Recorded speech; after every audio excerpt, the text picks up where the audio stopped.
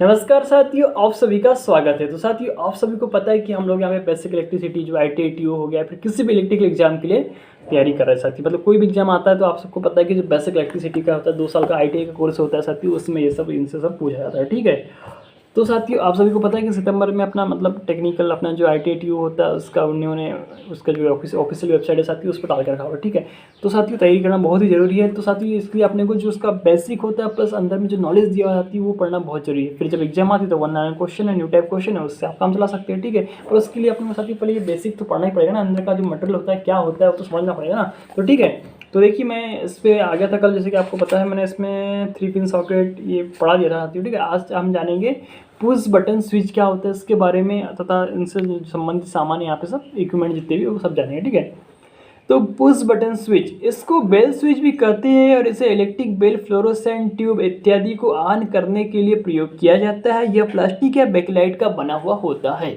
Push button switch. ठीक है, आगे देखिए बेड स्विच, यह या तो बैकलाइट या प्लास्टिक का बना होता है और इसे बेड लैंप को ऑन या ऑफ करने के लिए प्रयोग किया जाता है। ठीक है, आगे देखिएगा टेबल लैंप स्विच, यह भी एक तरह का पुश बटन स्विच है जो कि टेबल लैंप को ऑन या ऑफ करने के लिए प्रयोग किया जाता है। यह बैकलाइट का बना होता है। ठीक है, आगे देखिएगा प्लग टॉप, ये बैकलाइट के बने होते हैं और भिन्न भिन्न उपकरणों को करंट देने के लिए इन्हें प्रयोग किया जाता है। ठीक है, आगे देखिएगा साथियों ये 2 पिन दिया हुआ है। ठीक है, अब देखिए साथियों एक मोस्ट इंपॉर्टेंट है यार, यहाँ से क्वेश्चन इंटरव्यू क्वेश्चन बनता है 3 पिन प्लग टॉप पे। ये मतलब बताऊंगा, इसमें बहुत अच्छे से लिखा हुआ है, बहुत इस पर अच्छे से सुना दी। इसका जो मतलब बता रहा हूँ, 3 पिन प्लग टॉप जो होता है 15 एम्पियर 250 वोल्ट का यहाँ लिखा हुआ है। यह केबल पावर वाले सॉकेट के लिए प्रयोग किया जाता है। मतलब कि जो 3 pin plug top 15 ampere 250 volt, यह केबल पावर वाले सॉकेट के लिए प्रयोग किया जाता है। इसमें 3 ठोस ब्रास पिन होते हैं, 2 पिन बराबर साइज के होते हैं और तीसरा पिन दूसरे 2 पिनों की अपेक्षा लंबा और मोटा होता है। वॉल सॉकेट में तीसरे पिन को अर्थ वायर से और दूसरे 2 पिन को फेज और न्यूट्रल वायर से जोड़ा जाता है। एक 3 कोर फ्लेक्सिबल कोड को एक 3 पिन प्लग टॉप से जोड़ते समय हमेशा लाल तार को लाइव तार, हॉट तार, गर्म तार इसको बोलते टर्मिनल, तथा काले को न्यूट्रल और हरे की तार को अर्थ टर्मिनल से जोड़ना चाहिए। लीकेज की अवस्था में एलिमेंट से उपकरण की धात्विक बॉडी की ओर अर्थ पिन से बहुत अधिक करंट बहना शुरू हो जाएगा। तीसरे पिन अर्थ को मोटा और लंबा रखने के निम्नलिखित लाभ है। तो ये इंटरव्यू में पूछा जाता है, जो तीसरा पिन होता है पिन टॉप का, 3 पिन प्लग का, उसका जो अर्थ का मतलब जो पिन हो जाती है वो हल्का सा मोटा क्यों होता है दोनों की अपेक्षा, तो उनके यहाँ रीजंस कारण दिया हुआ है, बहुत अच्छे से इसको समझाया गया है। यह 3 पिन सॉकेट में प्लग टॉप के गलत प्रवेश को रोकता है, पहला। ठीक है, आगे देखिएगा यह वॉल सॉकेट के अर्थ वाले खोखले पिन के साथ अधिक एरिया से चिपका रहता है, जिसके कारण अर्थ वायर का प्रतिरोध कम हो जाता है। क्रॉस सेक्शन बढ़ जाएगा तो अपना जो रेजिस्टेंस है वो क्या हो जाएगा, कम हो जाएगा। अभी मैंने आपको थोड़ी देर पहले इसमें बताया था, मतलब इसकी जो पहली क्लास थी उसमें बताया था। ठीक है, आगे देखिएगा तीसरा पॉइंट है साथियों, वॉल सॉकेट में प्लग टॉप को डालते समय अधिक लंबाई वाला पिन दूसरे 2 पिनों की अपेक्षा पहले संपर्क बना लेता है। इस प्रकार उपकरण की धात्विक बॉडी करंट मिलने से पहले ही अर्थ तार से संपर्क बना लेती है। इसी प्रकार जब इसे सॉकेट के अलग अलग करते हैं तब इसका संपर्क सबसे बाद में टूटता है। तो माय डियर फ्रेंड, सबसे पहले कनेक्ट होता है अर्थ तार, सप्लाई के पहले कनेक्ट हो जाता है और सप्लाई के छूटने के बाद में ये मतलब कि टूटता है, मतलब कि डिस्कनेक्ट होता है। तो ये मोस्ट इंपॉर्टेंट इसमें बताया गया है। ठीक है, आगे देखिएगा लैंप होल्डर्स क्या होती है इसके बारे में। इसे लैंप को पकड़ने के लिए प्रयोग किया जाता है। पहले पीतल के होल्डर का प्रयोग अधिक किया जाता था, लेकिन आजकल इनका स्थान बैकलाइट इंसुलेटेड होल्डरों ने ले लिया है। इन होल्डरों में ठोस या खोखले स्प्रिंग कॉन्टेक्ट टर्मिनल होते हैं। ये कॉन्टेक्ट स्विच के द्वारा सप्लाई से जोड़े जाते हैं। लैंप होल्डर 2 प्रकार के उपलब्ध होते हैं। ठीक है, नंबर 1 है बायोनेट केप लैंप होल्डर और additional screw type cap lamp holder. ठीक है, आगे देखिएगा नेक्स्ट में दिया हुआ है बायोनेट केप लैंप होल्डर में बल्ब स्कर्ट में बने हुए स्लॉट में फिट किए जाते हैं और लैंप की केप में बने 2 पिनों की सहायता से सही अवस्था में रुका हुआ रहता है। आप सबने देखा होगा घरों में 2 पिन मतलब होल्डर रहते हैं। ठीक है, ऐसे लगे हुए रहते हैं। Additional screw type lamp holder, तो यहाँ दिया हुआ साथियों Edison screw type lamp holder के केप में चूड़ियाँ बनी हुई रहती है, ठीक है। जो एडिशन स्क्रू टाइप होता है उसमें क्या बनी होती है, चूड़ियाँ बनी हुई रहती है। और इसमें प्रयोग होने वाले लैंप की केप में भी चूड़ियाँ बनी होती है। इसका मध्यम कॉन्टैक्ट लाइव वायर से जुड़ा होता है और चूड़ीदार केप न्यूट्रल तार से जुड़ा होता है। इन होल्डरों को ऐसे लैंपों के साथ प्रयोग किया जाता है जिनकी वाटेज 200 वाट से अधिक हो, 200 वाट से अधिक हो। देखिए साथियों इसमें उसका यूज़ किया जाता है, ठीक है। आगे देखिए इसमें लिया मतलब कौन सा होल्डर है, बैटन होल्डर होता है, पेंडेंट होल्डर होता है, एंगल बैटन होल्डर होता है, ब्रैकेट होल्डर होता है। सब होल्डर के यहाँ पे दिया हुआ प्रकार है, ठीक है। आप जैसे कि इसमें देख पा रहे हैं, ठीक है। आगे देखिएगा इसमें क्वेश्चन दिया हुआ है, मतलब बहुत ही अच्छा लिखा साथियों, बहुत ही इंपॉर्टेंट, एग्जाम की दृष्टि से इंपॉर्टेंट, याद रखिएगा।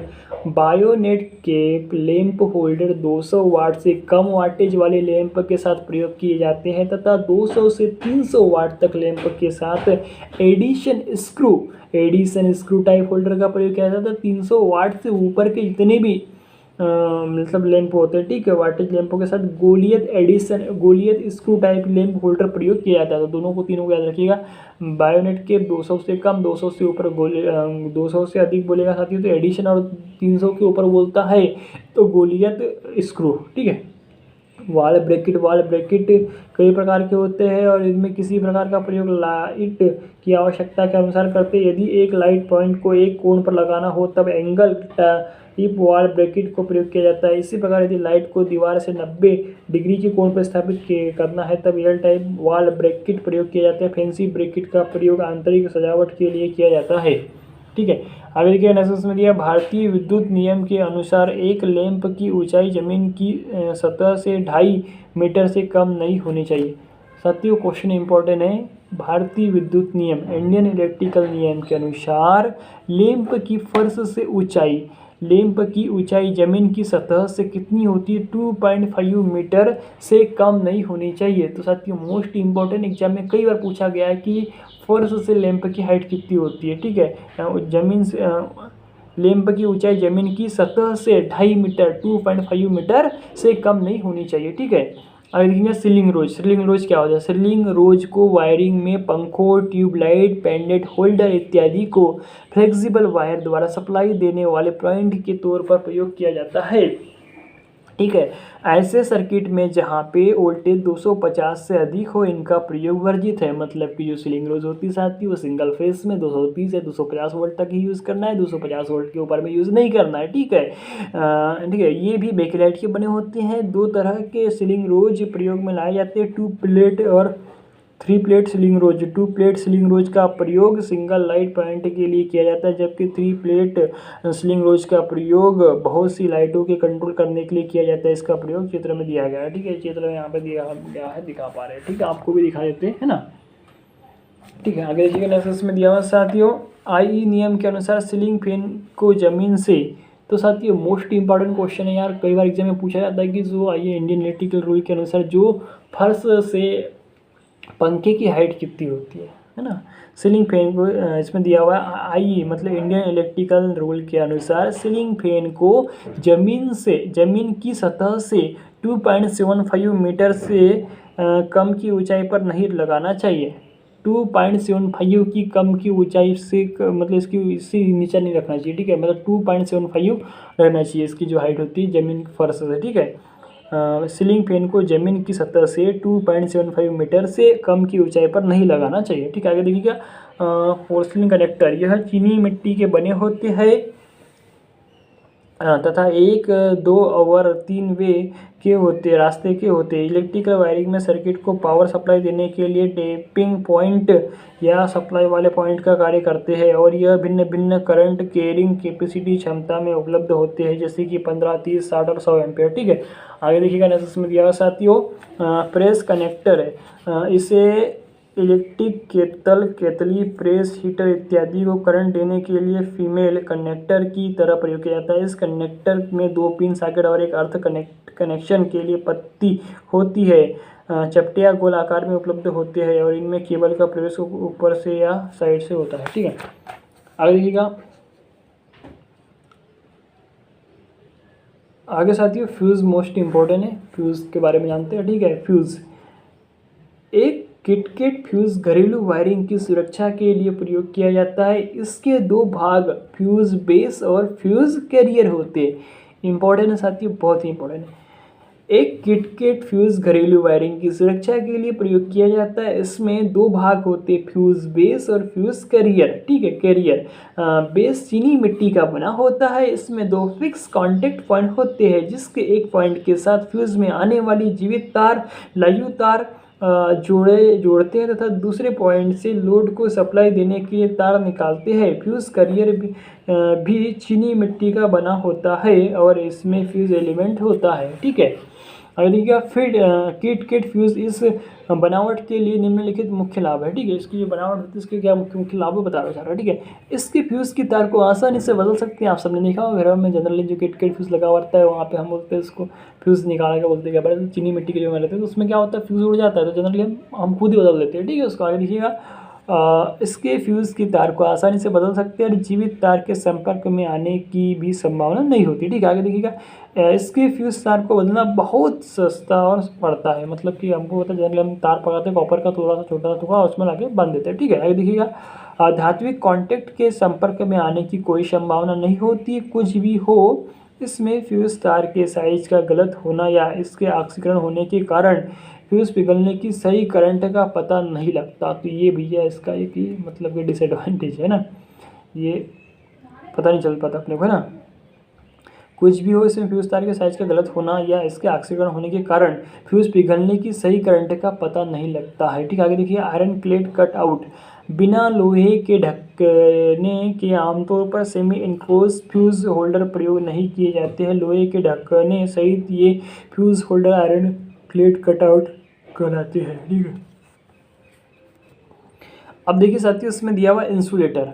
व्हाट इज इंसुलेटर, क्या होता है, कौन से टाइप के होते हैं, इनकी जो क्लास होती है, रेंज होती है साथियों, ये आए एक बार फेल हो चुके, ये याद रखिएगा, बहुत ही इंपॉर्टेंट है। इससे बेस बहुत बार क्वेश्चन उठ चुके हैं ना। ठीक है, वो भी हम देखेंगे अभी। तो इंसुलेटर वह पदार्थ जो एक निश्चित वोल्टेज पर अपने में से करंट को बहने नहीं देते, उन्हें इंसुलेटर या कुचालक करते। माइका, पोर्सलिन, कांच, रबड़, बेकलेट इत्यादि कुछ अच्छे इंसुलेटरों के उदाहरण है। इंसुलेटर में इलेक्ट्रॉन न्यूक्लियस नाभिक के साथ मजबूती से पास पास बंधे होते हैं। इसमें स्वतंत्र इलेक्ट्रॉन बहुत कम होते हैं और अणुओं के बीच में इलेक्ट्रॉनों का आदान प्रदान बहुत थोड़ा होता है, इसीलिए इंसुलेटर में से इलेक्ट्रिक करंट नहीं गुजरती है और यदि इसके सिरों पर बहुत अधिक वोल्टेज दी जाए तो बहुत कम करंट गुजरती है। ठीक है, आगे देखिए। इंसुलेटिंग मटेरियल की गुण। अच्छे इंसुलेटिंग पदार्थ के निम्नलिखित मुख्य गुण है जो किसी एक विशेष का चुनाव करते हैं समय ध्यान में रखने चाहिए। यह लचीला होना चाहिए, इसकी यांत्रिकी मैकेनिकल शक्ति अच्छी होनी चाहिए, यह नमी का शोषक नहीं होना चाहिए, यह आसानी से किसी भी आकार में ढाला जा सके, यह अज्वलनशील होना चाहिए, यह एसिड या एल्कली से प्रभावित नहीं होना चाहिए। ठीक है, करंट लीकेज की संभावना को कम करने के लिए इसकी स्पेसिफिक रेजिस्टेंस अधिक होनी चाहिए। तो आप सबको पता है जो इंसुलेटर्स होता है उनकी स्पेसिफिक रेजिस्टेंस अधिक होती है, प्रतिरोध अधिक होता है। इसमें उच्च तापक्रम पर कार्य करने की क्षमता होनी चाहिए, क्योंकि इंसुलेटर का तापमान बढ़ने से इंसुलेटर के इंसुलेटिंग गुण नष्ट हो जाते हैं।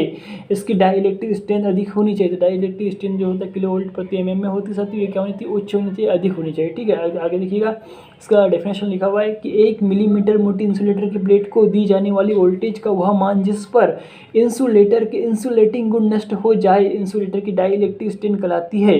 फिर से पढ़ना चाहूँगा साथियों, सुनिएगा। 1 मीटर एमएम मोटी इंसुलेटर की प्लेट को दी जाने वाली वोल्टेज का वह मान जिस पर इंसुलेटर के इंसुलेटिंग गुण नष्ट हो जाए इंसुलेटर की डाइलेक्ट्रिक स्ट्रेंथ कहलाती है। डाइलेक्ट्रिक स्ट्रेंथ इंसुलेटर की डाइलेक्ट्रिक स्ट्रेंथ को किलो वोल्ट प्रति एमएम में व्यक्त करते हैं, मतलब की मोटाई में नापा जाता है। ठीक है, आगे देखिएगा साथियों। इसके बाद हम जानेंगे, हाँ ये एक मोस्ट इम्पॉर्टेंट है। ठीक है, देखिए आज मैं आपको दिखा देता हूँ, ये देखिएगा।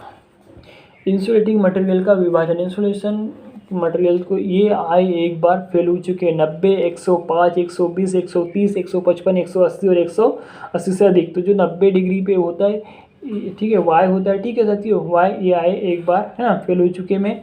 इसी श्रेणी के इंसुलेशन सूत, सिल्क, वार्निश रहित पेपर इत्यादि जैसे पदार्थों के बने होते हैं। 105 में साथियों ये श्रेणी के इंसुलेशन तेल में डूबे सूत, सिल्क आदि होते हैं। ठीक है, तो ये पूरा का पूरा आपको जो चार्ट है साथियों याद ही रहना चाहिए एग्जाम की दृष्टि से।